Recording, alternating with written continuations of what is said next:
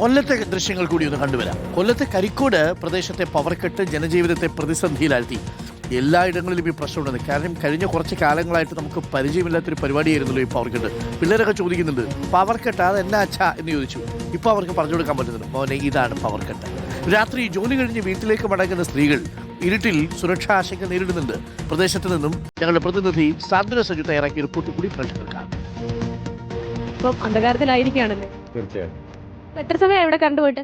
ഇവിടെ ഏകദേശം ഇപ്പോൾ അരമണിക്കൂർ കൂടുതലായി. ഏകദേശം 1 മണിക്കൂറോളമാണ് പവർ കട്ട് ഉള്ളത്. ഇന്നലെയാണെങ്കിൽ 4-5 തവണ പോയി. വീട്ടിലൊക്കെ എങ്ങനെയാ കറണ്ട് ഇല്ലാതെ ഇപ്പൊ കുറെ കാലമായിട്ട് നമുക്ക് അങ്ങനെ ശീലമൊന്നും ഇല്ലായിരുന്നു. കറണ്ടൊക്കെ അങ്ങനെ സ്ഥിരമായി പോകുന്നൊക്കെ നമ്മളെല്ലാം തിരിച്ചാണ് ജീവിക്കുന്നവരല്ലേ, അതുകൊണ്ട് എല്ലാം തിരിച്ചു പോകും. ശീലിക്കുന്നു അല്ലേ?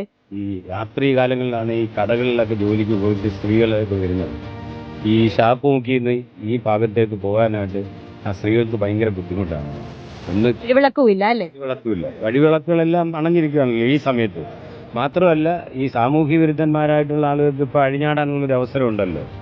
ആ ഒരവസ്ഥയിൽ ഈ കറണ്ട് കട്ടും കൂടെ ആകുമ്പം മനുഷ്യരെ ആകെ വിഷമിപ്പിക്കുന്ന ഒരു സാഹചര്യം. കാരണം 10 വർഷത്തിൻ്റെ ശേഷമുള്ള ഒരു സംഭവമല്ലേ. ഒരു പുതിയ തലമുറയ്ക്കാണെങ്കിൽ ഒരു പുതുമയാണ്. അവർ ഇതുവരെ അനുഭവിക്കാത്തൊരു കാര്യമാണ് ആദ്യമായിട്ട് അനുഭവിക്കുക. അപ്പോൾ ഒരു പ്രേക്ഷകൻ പറയുന്നു, മഴ കാരണം റോഡിൽ കുഴി, പക്ഷേ മഴയില്ല കറണ്ടില്ല. മഴ കാരണം റോഡിൽ കുഴി, മഴയില്ല കറണ്ടില്ല എന്ന് പറയുന്നുണ്ട്. ചില ആൾക്കാർ അങ്ങനെയും പറയുന്നുണ്ട്, മഴയാവുമ്പോൾ റോഡിൽ കുഴിയൊക്കെ ഉണ്ടാവും എന്നുള്ളത് ഒരു മന്ത്രി പറഞ്ഞതാണ് ഒരു പ്രേക്ഷകൻ സൂചിപ്പിക്കുന്നത്.